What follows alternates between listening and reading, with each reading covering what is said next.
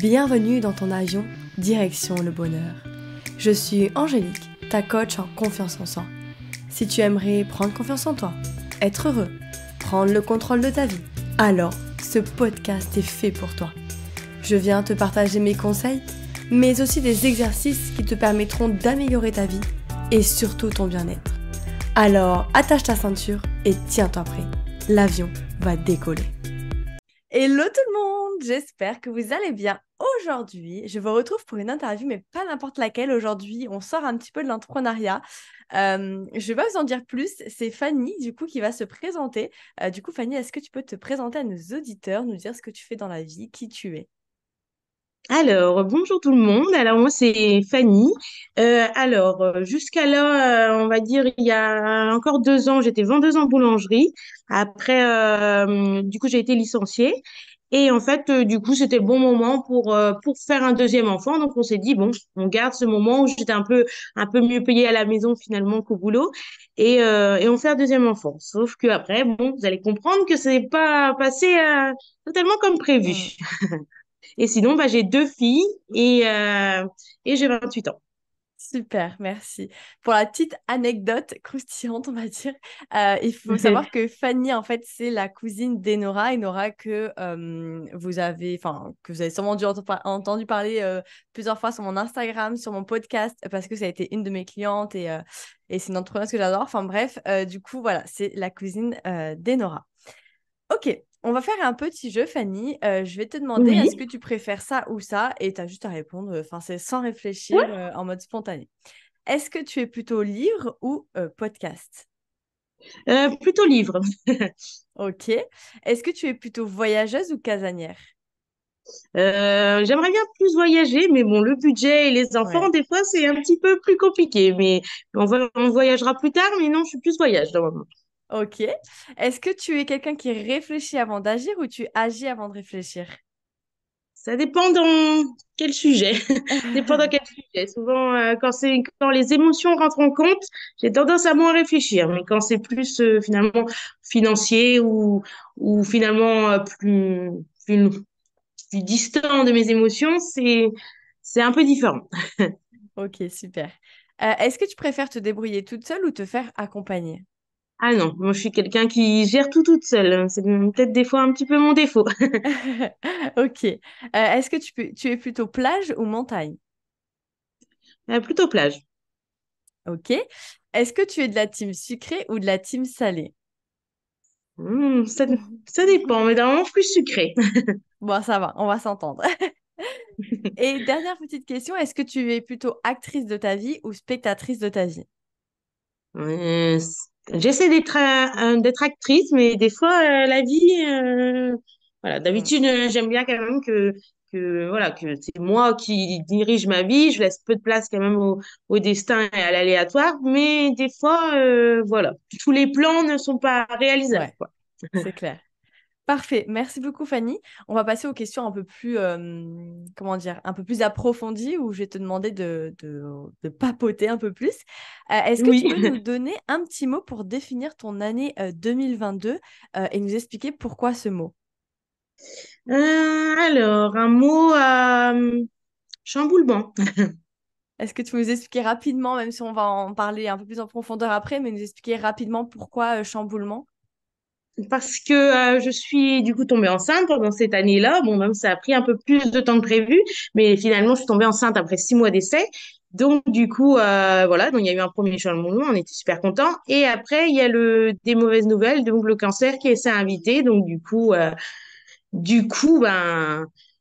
y avait un petit peu l'ange et le démon. Donc, du coup, Ouais, compliqué. ouais, c'est ça, ok. Un hiver chargé, on va dire. Ok, je comprends. On va parler un peu plus de l'année 2023. Est-ce que pour cette année, tu t'étais fixé au début des résolutions, des objectifs et est-ce que peut-être on a déjà atteint quelques-uns? Quand j'ai commencé l'année, on va dire, c'était de me débarrasser de ça déjà, Ouais, parce que je n'avais pas fini. J'avais du coup, on en parlera tout à l'heure, mais j'avais accouché, mais en tout cas, j'avais pas fini les traitements. Justement, le plus dur était à venir. Donc, du coup, c'était plutôt ça. Et après, on a du mal à voir venir après, quoi. Ouais. En tout cas, en début 2023, on a eu du mal à voir après, quoi. Il fallait que ça soit fini. Donc les résolutions, non, ça serait après, quoi. Ok, d'accord. On va rentrer un petit peu dans le vif du sujet. Qu'est-ce que c'est la confiance en soi pour toi? Ça veut dire quoi? La confiance en soi, c'est, pour moi en tout cas, mais j'ai pas encore réfléchi, je pense à la trouver, mais c'est en fait, voilà, être bien dans sa tête, dans ses baskets, et justement, ne plus écouter les autres, Hmm. et justement, ne plus se laisser atteindre par les autres. Mais c'est compliqué.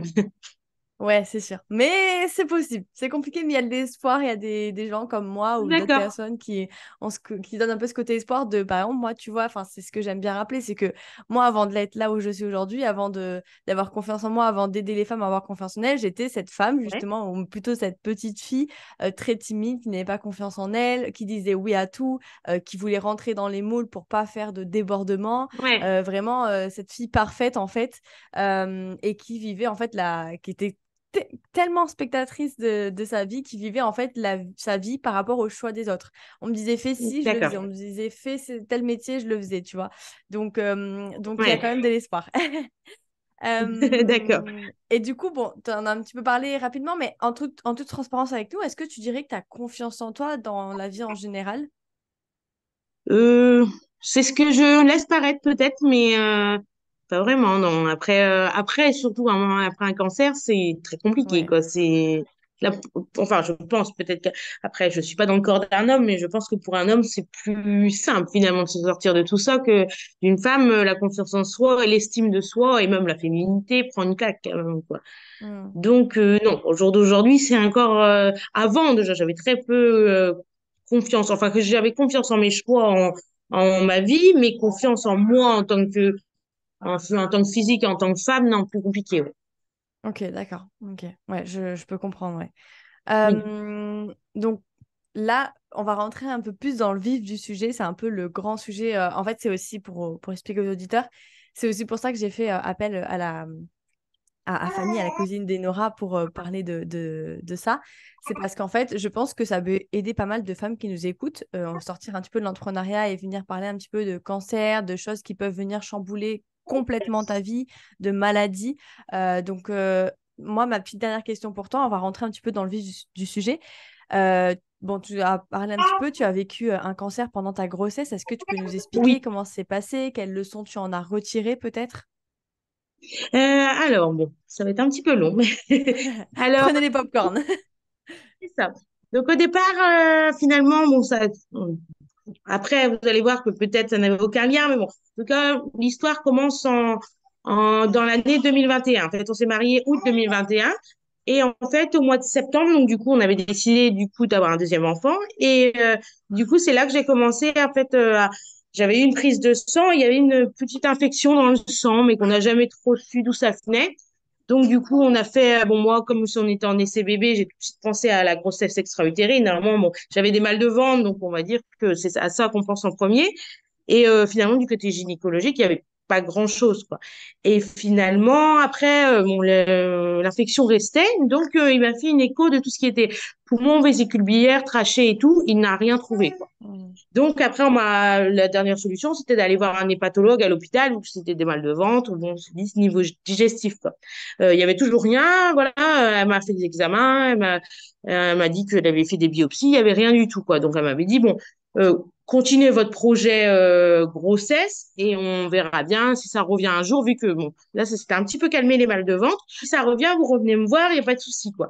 Et du coup, finalement, moi, je suis tombée enceinte. Donc, bon, même s'il y a peut-être les mal de ventre sont revenus, finalement, comme il y avait la grossesse, donc on s'est intéressé à la grossesse. On a fait tous les premiers examens de la grossesse. Mm. Donc, là, on est arrivé en août, du coup, 2022. Donc, j'étais enceinte on était à 20 semaines. Ok, Et du coup, il y a un jeudi où en fait, mon cou a commencé à gonfler, donc les ganglions. Je savais pas, moi, je pensais que c'était des tumeurs, peut-être bénignes ou pas, qui ont commencé à gonfler dans mon cou, quoi. d'accord. Et finalement, le jeudi, bon, j'attends un petit peu, je demande autour de moi, c'est bizarre, j'ai ça, bon, personne ne me répond, me connaissait en tout cas.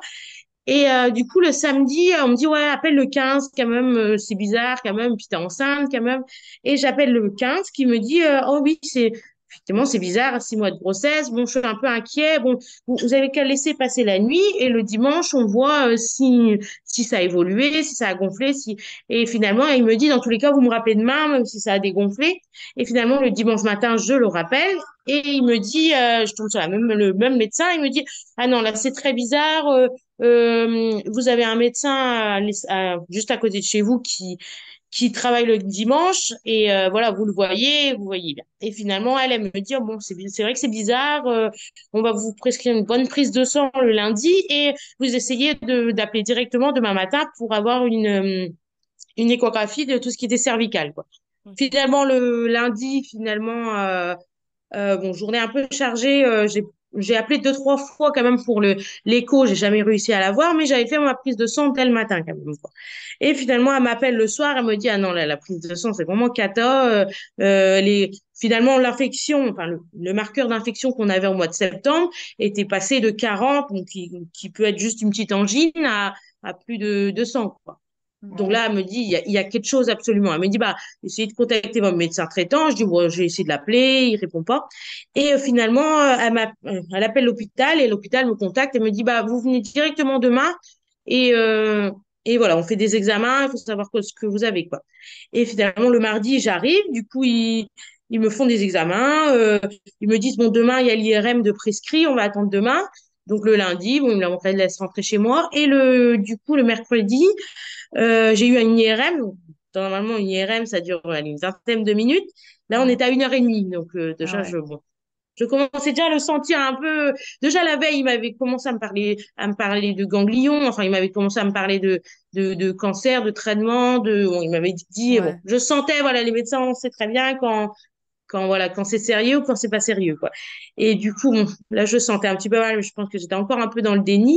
Et puis, c'est tellement ça s'est accumulé, enchaîné. Bon, on pense pas tout de suite à l'échéance. Et finalement, l'IRM, bon, 1 heure et demie. Là, je commence à en avoir marre. J'avais mal au dos, 6 mois de grossesse. Donc, et là, finalement, bon, j'ai même pas eu le temps de me rhabiller. Et finalement, qui m'appelle et me disent, bah là, il faut retourner en ORL. Il y en a énormément des ganglions. C'est cancéreux, quoi. On le sait, quoi. Donc du coup, ils me ramènent du coup en ORL. Du coup, bah, c'est ceux qui font des biopsies. Donc du coup, ils font des biopsies. Voilà. Ils me disent bon bah maintenant la suite, il faut attendre. Il faut qu'on sache. Bon, on savait déjà que c'était cancéreux, mais il fallait qu'on sache bah, lequel c'était. Voilà. Ouais. Et finalement, ils m'ont rappelé avant le week-end et ils m'ont dit bon là, on vous hospitalise, on va faire d'autres examens et on va voir. Donc, du coup, là, hospitalisé pendant 3 jours. Ils m'ont laissé partir le week-end du 15 août parce que, bah, il y avait des jours fériés, que, ils voyaient très bien que j'étais en train de bouillir. Là, bon, les gens, que mon mari, ma fille et tout, bon, ils comprenaient pas trop. Tout le monde était pas un peu paniqué, donc ils m'ont laissé sortir.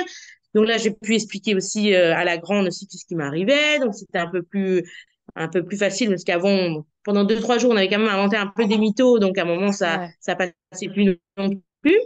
Et donc, du coup, on a pu se poser un peu, mais finalement, je devais repartir le dimanche soir, donc un peu un week-end compliqué, quoi. Et le dimanche soir, du coup, je repars là pour 4 jours, on finit l'examen, et là, ils me disent, bon, on sait ce que c'est un lymphome d'Hodgkin, c'est le lymphome le plus facile à soigner, c'est quelque chose qu'on connaît. Bon, comme ils disent, votre cas est un petit peu exceptionnel, c'est que vous êtes enceinte de 6 mois. Ils disent sur Quimper, nous, on n'a jamais eu cette maladie. Ils ont eu des cancers enceintes, mais ils n'ont jamais eu cette maladie enceinte. Donc, ils me disent, on va être en contact permanent avec Nantes et avec l'Institut national de la santé. Ils m'ont dit, on va être, et en plus, on va être il y a aussi le gynéco de l'hôpital qui va être en lien direct, qui elle aussi prendra des décisions. Donc là, j'ai senti quand même que j'étais vachement bien accompagnée. Ouais. Donc, et puis même, ce qui m'a fait plaisir, c'est que finalement, là, j'étais arrivée à 23 semaines, je crois. 23 semaines, donc ils m'ont dit bah, que finalement, moi et mon bébé, on était 2 personnes à part entière. Bon, j'avais peur qu'ils me disent, bon, voilà, c'est vous, et après, on verra. Voilà, je pensais Ouais. pas que la médecine avait tellement évolué. Ils me disent, ne vous inquiétez pas, s'il y a une chimio mise en place, déjà, c'est quelque chose on a assez de recul pour dire que ça ne fera rien à votre bébé. Donc, voilà, ils m'ont bien Mm. expliqué. Moi, j'ai posé énormément de questions. Et puis finalement, comme j'étais, je pense, une des premières à Quimper, je pense que j'ai été vachement bien accompagnée parce que j'ai vu aujourd'hui que d'autres qui ont le cancer sont peut-être moins accompagnés que moi. J'ai été même étonnée d'avoir des Ok. expériences à côté de moi. Mais bon, je pense, un défi aussi pour eux. Bon, tant Ouais. médecin, ils ont toujours besoin de. Donc, c'est vrai que quand j'ai eu l'annonce des diagnostics, je voyais déjà qu'il y avait le chef de service, il y avait la gynéco, il y avait les deux médecins du service et il y avait deux, trois internes. Donc, je savais très bien que mon corps était quand même bien, Ouais. voilà, bien suivi, quoi. Donc, du coup, là, ils m'ont dit, bon, bah, on va réfléchir un petit peu avec Nantes, avec l'Institut national de santé. On vous laisse sortir et on met en place le traitement, voir ce qui est le plus adapté. Et finalement, bon, voilà, ils me laissent quelques jours. Après, ils me disent, bon, on va quand même faire un examen qui s'appelle le TOP scanner. Bon, normalement, c'est un petit peu déconseillé pendant la grossesse, mais là, il fallait, en fait, c'est pour savoir quel stade, ils voient tout, voilà, c'est encore plus poussé que l'IRM, mais c'est bien précis. Et du coup, ils me le font et ils me disent, ouais, bon, au début, ils voulaient me traiter un petit peu aux médicaments et me dire, bon, après la grossesse, on attaque le sérieux, quoi. Mais après, ils ont vu que c'était quand même très agressif et très avancé. Donc, du coup, ils m'ont dit, bah, on va quand même te tester, enfin, on va faire les petites chimios quand même, parce que on peut pas attendre, quoi. Et là, j'étais arrivée, on était début du mois de septembre, on est arrivé vers les alentours de 30 semaines, quoi. Donc, c'était Mm. impossible de me faire accoucher là, c'était pas possible. Donc, au début, il me parlait aussi pour ceux qui connaissent, vont me faire accoucher à 34 semaines. Bon, normalement, c'est plutôt 37 pour que le bébé soit hors de danger. La 34, bon, ça me faisait un peu peur, mais ils m'ont dit, bon, rien n'est fixé à ce stade. Donc, finalement, ils m'ont dit, on commence par une petite chimio. Donc, petite chimio, très bien passée. J'en ai eu du coup, j'en ai eu quatre. Donc, du coup, quatre, c'était tous les 15 jours. Donc, du coup, Ok. ça a duré 2 mois, quoi. Enfin, un mois et demi, 2 mois. Donc, j'ai eu ces quatre-là. Donc, finalement, j'ai très bien répondu. Pas beaucoup d'effets secondaires. J'étais pas fatiguée. Je me suis dit, bon, si c'est comme ça va. Finalement, bon, au début, ils me parlaient de beaucoup d'effets secondaires aussi, ce qui m'a Mm. fait peur direct, quoi. Ils m'ont dit, bon, voilà, les cheveux oubliés, voilà, au bout de 15 jours, il n'y en aura plus. Voilà, vous aurez beaucoup d'effets secondaires Ouais. pour votre fille et voilà. Et après la grossesse, pensez quand même à prendre quelqu'un pour vos enfants. Vous pourrez peut-être pas vous lever pendant 2, 3 jours. Vous vomirez peut-être 2, 3 fois par jour aussi. J'étais Ouais. là, non, mais comment je vais faire, quoi. Ouais. Donc finalement, les premières chimios sont passées et bon, j'ai pas eu d'effet secondaire, j'étais plutôt contente. Bon, du coup, là, j'étais à 34 semaines, on avait fini ça, ils me disent, bon, bah là, on va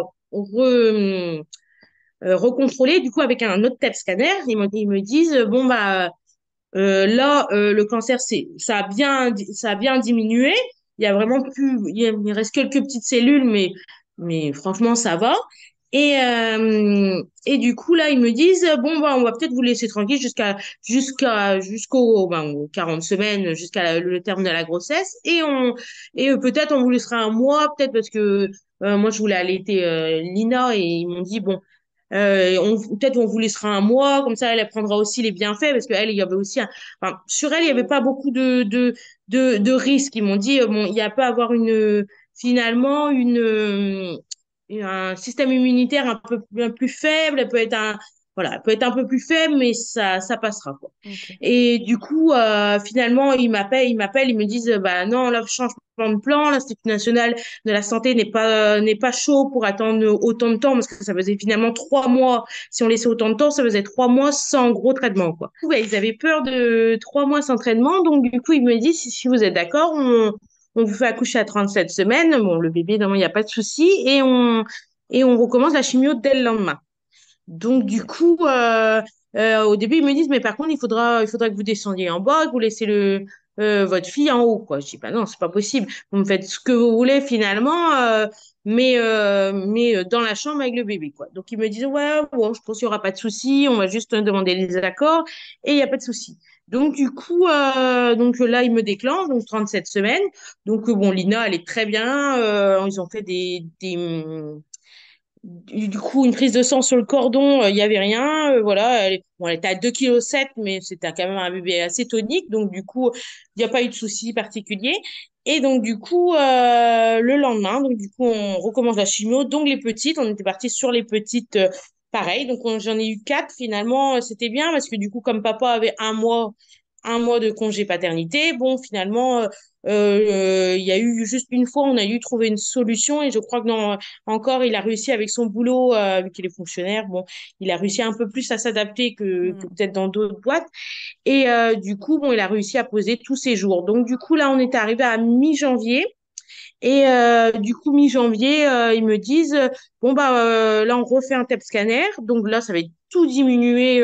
Mais, tout était parti. Donc, ils me disent, c'est très bien. Et du coup, ils me disent, bon, par contre, il va falloir faire les deux gros chimios, que en fait, normalement, on commence par deux gros chimios et on fait les petites après pour bon, tuer tout ce qui reste. Et ils me disent, bon, là, on n'a pas pu les faire avec la grossesse, donc on va les faire. Bon, moi, je leur dis, bon, on est obligé de la faire et tout. Bon, je savais très bien que ce serait plus costaud. Bon, ils me disent, bah oui, il faudra la faire pour vraiment pas que ça revienne et tout. Donc, du coup, à ce moment-là, on a commencé les gros chimios, du coup, fin janvier. Ok. Fin janvier, du coup, on a commencé les gros chimios. Bon, là, ça a changé un peu de note finalement. Là, on était bon, on était plus à une fois sur tous les 15 jours. On était sur 3 jours. Après, il fallait revenir le huitième jour et là, il fallait attendre encore 15 jours et reprendre la dernière. Il y en avait deux. Donc là, ouais, là, c'est beaucoup plus costaud. Et là, c'est ce moment-là où j'ai eu beaucoup d'effets secondaires. Et là, j'ai eu énormément d'aft, donc ça a été compliqué, mais on dit un aft, c'est pas grand-chose, tout le monde en a eu, Ouais. mais là, j'en avais une vingtaine dans la bouche, donc en fait, tu peux plus manger, tu peux plus Ah ouais. parler et tu peux plus boire, quoi. Ok. Donc, du coup, très compliqué, là, c'était des moments assez hard, et là, je voyais plus le bout, je voyais plein d'effets secondaires, et juste avant, du coup, la dernière, vraiment la dernière, où j'avais espéré pendant tant de fois pour les cheveux, ben, malheureusement, ils sont tombés à ce moment-là. Donc, ça a été Ouais. un coup dur. Déjà que j'en avais un peu ras-le-bol. J'étais malade, j'étais fatiguée. J'ai l'impression que j'étais juste voilà, une pâte à modeler. Voilà, j'étais vachement fatiguée, j'avais plus d'énergie. Donc, du coup, voilà. Bon, on l'a fait la dernière et voilà, ils m'ont dit, bon, maintenant c'est terminé, on contrôlera dans 2, 3 semaines et on verra si vraiment tout a marché, quoi. Et là, du coup, on est arrivé à mi-mars, début avril, et ils me disent, bon, bah là, tout est parti, donc maintenant, ça va être la surveillance rapprochée, tous les 3 mois à peu près, et voilà, donc maintenant, ils m'ont dit, bah, les effets secondaires vont se calmer un petit peu, et voilà, donc à partir ouais, de mi-avril, j'ai commencé à retrouver quand même une énergie, et Hmm. j'étais assez contente, quoi. Bon, après, il y a eu quand même un petit peu de perte musculaire, donc j'ai repris quand même le sport dès ils m'ont donné l'aval. Bon, après, là, il y a eu la pause de août. Bon, j'avais pu faire que un mois, donc là, je récupère en septembre. Donc ça m'a fait du bien. Et maintenant, bon, il y a encore un petit peu les cheveux qui mettent un petit peu trop de temps à mon goût Ouais. à pousser, mais voilà. Ok, super. Bon, déjà, merci beaucoup pour le partage. Franchement, je Oui, pense que ça va aider beaucoup de femmes. J'ai deux, trois petites questions qui me viennent en tête. Déjà, oui. est-ce que tu sais à quoi est dû le cancer? Est-ce qu'il y a eu une cause en particulier? Est-ce que vous avez trouvé une cause? Alors, moi, j'aurais posé la question parce que je suis quand même vachement curieuse et je voulais savoir d'où ça Ouais. venait et tout. Ils m'ont dit non, il y a tellement de paramètres qu'on peut pas dire Ok. il y a un fait. Eux, pour eux, la plus grosse voilà, explication, ce serait vraiment le hasard, quoi. En fait, bon, je l'ai pas expliqué tout à l'heure pour pas rentrer dans les termes complexes, mais en fait, ma maladie, en fait, c'est dans les cellules. En fait, bon, nous, chaque être humain a des cellules qui se multiplient Hmm. tout le temps à des millions et des millions. Et en fait, moi, à un moment, il y a eu une cellule qui s'est mal reproduite. Donc, dans le code génétique, et ben, ça s'est mal reproduit. Il y a eu un code erreur comme un bug dans un Ok, ordinateur. Et en ouais. fait, les ganglions, on en a tous.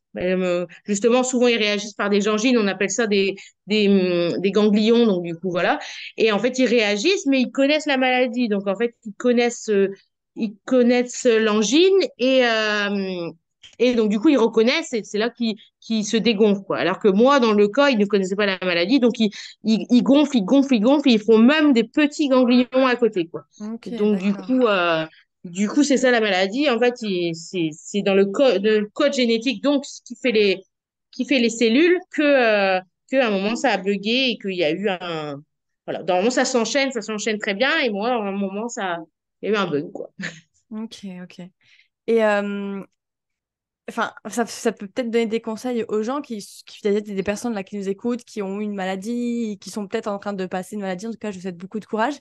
Est-ce que tu as peut-être des conseils à leur donner? Toi, comment tu as fait pour tenir? Est-ce que c'est par rapport à l'entourage? Comment tu as fait pour retenir? Parce que ça te demande un certain courage quand même. Enfin, Ouais, après, il y en a beaucoup qui m'ont dit ça, hein. J'ai entendu tout le long de ma maladie, bon, qui m'a un petit peu énervée à la fin. Oui, Ouais, t'as eu du courage, t'as gardé le moral et tout. Enfin, voilà, c'est déjà, il faut se le décider parce qu'en fait, enfin, moi, en tout cas, c'est ce qui m'a aidé. C'est qu'en fait, quand j'ai été hospitalisée, bon, les premiers temps en août, après, bon, certains me diront, c'est dans ton tempérament, voilà, tu le laisses pas abattre et tout. ouais, Et en fait, sûrement que ça a joué, mais en fait, pendant ces hospitalisations, finalement, pendant 2, 3 jours, j'étais très triste, j'ai beaucoup pleuré, je cherchais partout sur Internet, je trouvais pas ce qu'il me fallait, ouais, j'ai beaucoup demandé au médecin. Et finalement, au bout de 2, 3 jours, quand t'encaisses un petit peu, eh ben, je me suis dit, bon, qu'est-ce que tu veux que ça prenne comme place, cette maladie dans ta vie, quoi? Parce que là, tu vas avoir un bébé, t'as une grande, t'as ta vie, t'es jeune marié, parce que ça faisait qu'1 an qu'on était mariés. Et j'ai dit, bah non, moi je veux que ça prenne 10% dans ma vie. Donc, ok, quand il faut que j'aille à l'hôpital, je vais à l'hôpital, mais après, voilà, j'oublie, quoi. Donc, finalement, ouais, en fait, ça m'a beaucoup aidé parce qu'en fait, même si elle revenait au galop la plupart du temps, bon, les symptômes, la maladie, et ben finalement, je me disais, bah non, moi je veux pas que ça prenne de place dans ma vie. Donc, et finalement, comme j'ai eu très peu d'effets secondaires, ça m'a aidé quand même à me dire que ça devait pas prendre trop de place dans ma vie, quoi. Donc ça m'a aidé de me prendre une décision et voilà, de la garder et ouais, de dire comme ça, non, 10%, je veux pas plus, quoi. Donc ouais, ça m'a aidé. Et puis bon, voilà, j'ai gardé énormément le moral. J'étais très bien entourée, que ce soit niveau médecin, niveau famille et compagnie. Et puis moi, ce qui m'a énormément aidé, c'est la grossesse. Il y en a ouais, plein qui m'ont dit, mais comment t'as fait pour pas déprimer? T'étais enceinte et tout. Moi, en fait, ça m'a aidé énormément. On m'aurait dit, bah, finalement, comme je vous ai expliqué tout à l'heure, il y a eu quand même des petites suspicions dans le sang avant que je tombe enceinte. Donc, on aurait trouvé à ce moment-là. Bon, à ce moment-là, on n'aurait pas pu peut-être la trouver. Peut-être avec une IRM, mais c'était compliqué. Voilà, on m'aurait dit à ce moment-là bah, il fallait abandonner ce deuxième enfant, il ouais, fallait maintenant penser à sa santé, ou même si finalement ils auraient trouvé ça au premier trimestre. Bon, je pense, voilà, on n'en a jamais évoqué, mais je pense très bien ce qu'ils auraient pu me dire. Ils m'auraient dit, bon, là, vaut mieux peut-être y mettre un terme et recommencer après. Des enfants, on peut en avoir plein. Et puis, ouais, finalement, on aurait passé énormément de temps sans traitement. Là, j'étais enceinte de 6 mois. On parlait d'un bébé viable. On pouvait me faire accoucher dans très peu de semaines. Donc là, en fait, il prenait le bébé vraiment comme un être humain, alors que ça aurait été à 6 semaines, à 10 semaines, hmm, on m'aurait dit, bah non, là, on arrête et des enfants, vous pourrez en avoir plein, quoi. Donc là, ça aurait été complètement différent. ouais, ouais, On m'aurait dit, non, et là, il faut abandonner et tout. Alors là, ouais, je ouais, pense que déjà, si j'aurais été enceinte du premier trimestre, je n'aurais pas fait. Donc, en fait, finalement, ils auraient pu intervenir, ça aurait été presque trop tard. Ou alors, finalement, j'aurais peut-être pas écouté les médecins et je serais quand même tombée enceinte, quoi. Donc ouais, peut-être si ça n'aurait pas marché vraiment et que j'aurais pas eu le choix, là peut-être je me serais soignée. Mais voilà, mon envie de deuxième enfant était beaucoup trop présent pour. Donc finalement, en fait, qu'elle soit dans mon ventre, ça m'a énormément aidée. Et comme j'ai dit souvent, j'ai cohabité avec l'ange et le démon, quoi. Mais ouais, l'ange m'a vachement aidé à supporter. Même quand j'allais à l'hôpital, finalement, je quittais ma grande, c'était très compliqué. Et finalement, elle était dans mon ventre tout le temps, quoi. Donc finalement, voilà. Et puis même finalement, quand j'ai été hospitalisée, j'avais quand même des échos. Ils me faisaient des monitorings beaucoup plus souvent, justement, parce qu'ils savaient très bien que je déprimais un peu. Donc du coup, c'est ça qui m'a aidé à sauver, c'est que j'étais enceinte, donc j'étais pas tout seul. Ça m'a énormément aidé à tenir. Voilà, elle était dans mon ventre. Donc, et puis comme on était tous les deux, si j'abandonnais pour moi, j'abandonnais pour elle, quoi. Donc, du coup, j'avais pas le choix. Et puis à côté, j'avais mon mari. Voilà, il était là. Tout le monde était à 100% avec moi. Je pouvais pas me dire, ah ouais, ben non, moi, je fais mon petit caprice et je laisse tomber. De toute façon, bon. Enfin, moi, je pense dans la vie, quand tu as quelque chose, soit tu l'affrontes, soit tu déprimes, quoi. On peut pas ouais, faire la demi-mesure. Enfin, moi, j'arrive pas à faire la demi-mesure. Peut-être certains arrivent. Après, voilà. Je pense que c'est une situation, finalement, enfin, moi, j'avais une vie qui était quand même assez, assez finalement riche, quoi. Enfin, j'avais deux enfants, j'avais un mari, j'avais la famille.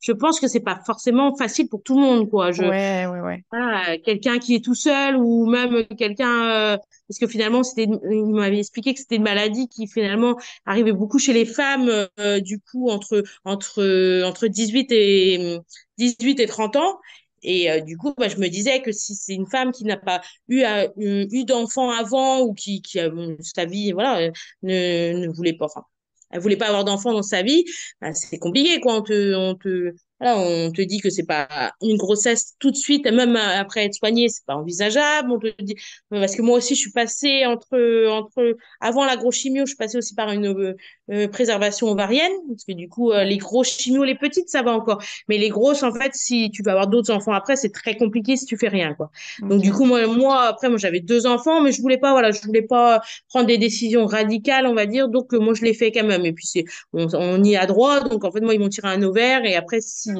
si je veux voilà, avoir un troisième enfant, ou même si après, ah bon, avec ces traitements-là, on sait jamais qu'est-ce que ça peut faire sur la fertilité et puis sur finalement, le fonctionnement de la femme. Donc, du coup, c'est très bien qu'ils proposent ça, quoi. Donc, finalement, c'est bien, quoi. Ok, super.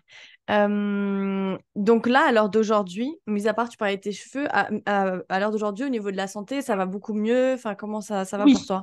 oui, oui. Ben après, eux déjà, ils m'avaient dit, bon, c'est très rare que ça revienne. C'est une maladie qui ne revient pas. Et puis avec le traitement que vous avez eu, Ouais. normalement, il n'y a pas de raison de s'inquiéter. Bon, les premiers temps, quand j'avais plus de rendez-vous, parce que finalement, je suis passée à une ou deux prises de sang par semaine, à aller voir tous les 15 jours ou tous les dizaines de jours, à plus rien du tout, quoi. Donc en fait, je les voyais plus. Si, les premiers temps, quand j'avais encore des effets secondaires, j'étais en contact avec l'hôpital avec l'infirmière. Mais finalement, en fait, je suis passée à rien du tout. Donc, en fait, moi, j'étais en train de me dire, bah, mais aussi bien ça revient, ils le verront pas. Comme j'ai plus de prise de sang, comment ils vont contrôler? Et finalement, bon, après, les effets secondaires se baissent. Et finalement, tu profites que justement, t'as plus de rendez-vous, t'as plus rien. Donc, en fait, ça diminue un peu, quoi. Donc là, j'ai mon prochain rendez-vous le 18 septembre. Donc, bon, avant ça, je m'inquiète pas quand il n'y a pas à s'inquiéter, quoi. J'essaye Ok, de profiter quand même que ma vie a retrouvé un semblant de normalité, quoi. ok, super. Ok. Bon, en tout cas, je suis contente que ça va mieux pour toi. Merci beaucoup pour ce partage. Franchement, je pense que ça va aider énormément de femmes, même moi, ça m'inspire beaucoup. Est-ce que tu as peut-être un petit mot de la fin avant qu'on coupe ce podcast? Est-ce que tu as un petit mot de la fin pour les personnes qui nous écoutent? Je sais pas, un conseil sur la confiance en soi ou je ne sais quoi, mais un petit mot de la fin. Bah après, le conseil que je peux donner, c'est que bon, ça s'arrête toujours un jour. Bon, Ouais. malheureusement, bon, après ça se passe pas bien à chaque fois. Bon, mais la médecine a fait énormément de progrès. Même moi, enfin, avant de commencer tout ça, je pensais pas que on pouvait faire autant de choses, surtout enceinte, surtout voilà, ben voilà, il faut avoir confiance quand même aux médecins, ils ont évolué vachement. Après, bon, ils peuvent pas tout contrôler, mais normalement, Mm. ça a fait quand même vachement de progrès. Donc voilà, il faut leur faire confiance aussi. Il faut pas être trop têtu non plus et se dire que, bon, dans beaucoup de cas, ça se finit très bien, quoi. Ouais, Donc il faut se dire qu'il y a toujours une fin heureuse, quoi. Il y a pas à ouais. s'en faire, quoi. Ouais, faut garder l'espoir, je pense que c'est important, ouais. Oui, c'est ça. Il y a toujours de meilleurs jours. Donc, il y a pas à s'inquiéter. Il faut garder. Voilà, c'est des mauvaises choses à passer. C'est pas évident, mais il y a toujours un après. Et finalement, le après est souvent mieux parce qu'on a appris beaucoup de choses, Ouais, ouais. que ce soit dans tous les domaines. On a appris beaucoup sur soi-même, beaucoup sur l'entourage. Donc, du coup, c'est vrai que voilà, il y a toujours à apprendre, il y a toujours à Mm. évoluer, quoi. C'est clair. Merci beaucoup Fanny, ça m'a fait trop plaisir de discuter avec toi. J'espère que ça vous aura plu, que ça vous aura un peu, voilà, peut-être donné des conseils si jamais vous passez par là. Et ben écoutez, je pense qu'on en a fini là. Moi, je vous souhaite une très très bonne journée et bon voyage direction le bonheur. Bye bye!